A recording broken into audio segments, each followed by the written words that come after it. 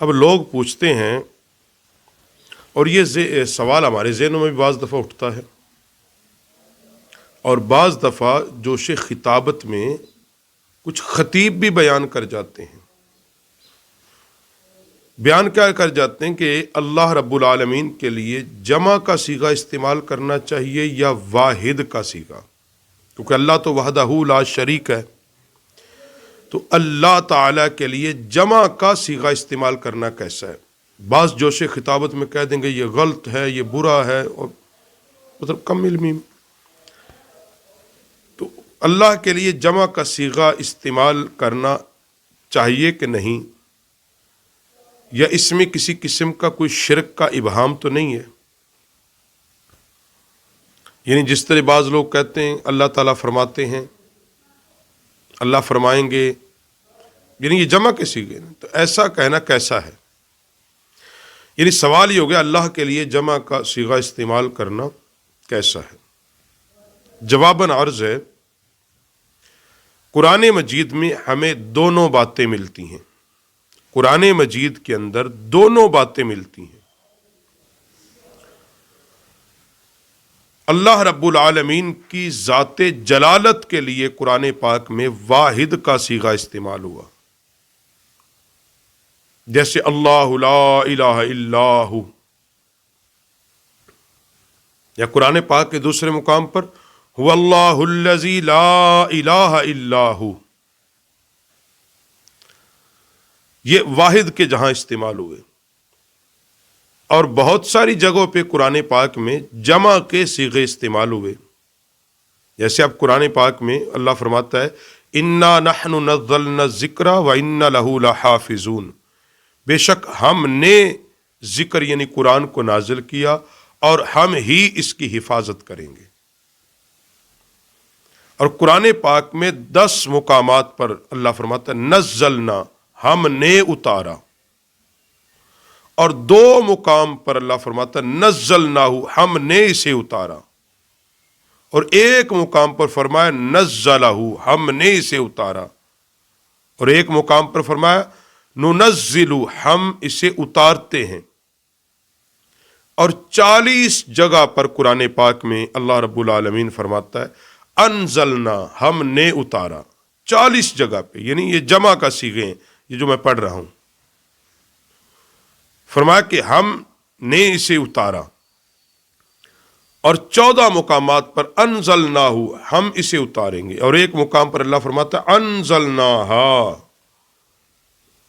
اور اس کے علاوہ کلمات مبارکہ کیا ہے؟ فرمایا عبدنا، ہمارے بندے، یا ہمارے ووعدنا، ہمارے وعدے، نتمس، ہم مٹا دیں گے، حشرنہم، ہم انہیں جمع کریں گے حشر میں، ذللنا، ہم نے اگایا، نحن منزلون، ہم اتارنے والے ہیں۔ اسی طرح قرآن پاک کے اندر منذرین، ڈرانے والے، فاسقینکموہ، ہم اس تمہیں وہ پلائیں گے۔ تو اور کئی قرآن پاک میں کئی مقامات پر اللہ رب العالمین کی ذات کے لیے واحد اور جمع دونوں کے صیغے استعمال ہوئے ہیں، دونوں کے۔ اور قرآن پاک میں کی سورہ حجر کی آیت نمبر 9 کے تحت حضرت امام رازی رحمۃ اللہ تعالی علیہ فرماتے ہیں کہ جب کوئی بادشاہ وقت جب کوئی کام کرتا ہے تو وہ کہتے ہیں ہم نے یہ کام کیا ہے، ہم نے یہ کام کیا ہے۔ تو فرماتے قرآن مجید میں بالعموم اپنی اللہ رب العالمین اپنی وحدانیت، یکتائی کو اجاگر کرنے کے لیے، اپنی عزت و جلالت تو شوقت کو ظاہر کرنے کے لیے واحد کا صیغہ استعمال کیا، واحد کا صیغہ استعمال کیا ہے۔ اور اعلیٰ حضرت علیہ رحمہ نے بھی فتاوی رضویہ میں اس بات کو لکھا ہے کہ فرماتے ہیں کہ جمع کے صیغے بھی استعمال اللہ رب العالمین نے کیے ہیں، مگر جب اللہ کی بارگاہ میں بندوں کو دعا سکھائی گئی تو اس دعا کے صیغے واحد کے ہیں، اور جب اللہ بندوں سے مخاطب ہوا تو وہ کئی جگہ پہ جمع کے صیغے ہیں، جیسے سورہ یونس کے اندر ہے قل اللہ یبدأ الخلق، سورۃ الرعد کے اندر قل ہوا ربی، اور 15ویں پارے میں قل رب ارحما، قل ربی ادخلنی، قل ربی زدنی علما، قل ربی اغفر وارحم وانت خیر الراحمین۔ یعنی یہ واحد کے صیغے ہیں۔ سورہ بقرہ کے آخر میں واعف عنا واغفر لنا، ہم تیری بارگاہ سے معافی مانگتے، وارحمنا فانصرنا علی القوم الکافرین۔ مگر ایک بات یاد رکھو، رسول اللہ صلی اللہ علیہ وسلم سے اللہ تعالیٰ کے لیے جمع یعنی حضور علیہ السلام جب اللہ کی بارگاہ میں التجا کرتے تو زبان رسالت ہمیشہ واحد کے صیغے سے بارگاہ الہ میں متوجہ ہوتے، جمع کا استعمال نہیں کرتے۔ اور یہ رسول اللہ صلی اللہ علیہ وسلم کی سنت طیبہ ہے کہ جب بندہ اللہ کی بارگاہ میں التجا کرے تو اس سے واحد ہو، واحد کا صیغہ ہو۔ اگر وہ جمع کے صیغے سے بھی بارگاہ الہ کے اندر التجا کرے گا تو وہ کوئی شرک و بدعت اور گمراہ نہیں ہو جائے گا۔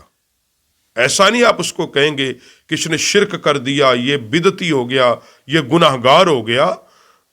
یہ ضرور ہے کہ آپ احتیاط کر سکتے ہیں، یہ ضرور ہے کہ آپ ان الفاظ سے اللہ کی بارگاہ میں التجا کریں جو اس کی شان شیان ہو، وحدانیت جن سے جھلکتی ہو، یکتائیت جھلکتی ہو، جلالت جھلکتی ہو۔ اگر کوئی جمع کے صیغے سے، کیونکہ قرآن پاک میں جگہ جگہ اللہ رب العالمین نے خود ان جملوں کو ارشاد فرمایا ہے، تو کوئی زبان سے نکل جاتا ہے یا نکال لیتا ہے تو اس سے وہ نعوذ باللہ کوئی اسلام سے خارج نہیں ہو جائے گا۔ تو خلاصہ کلام یہ ہے کہ اللہ رب العالمین کے لیے جمع کا صیغہ بھی استعمال کیا جا سکتا ہے، اور واحد کا صیغہ بھی۔ افضل و بہتر کیا ہے؟ واحد کے صیغے سے، مفرد کے صیغوں سے اللہ کی بارگاہ میں متوجہ ہونا چاہیے۔ اور اللہ نے قرآن پاک میں جہاں اپنی جلالت کو بیان کیا ہے، اپنے نام کو بیان کیا ہے، وہ مفرد اور واحد کے ساتھ بیان کیا ہے۔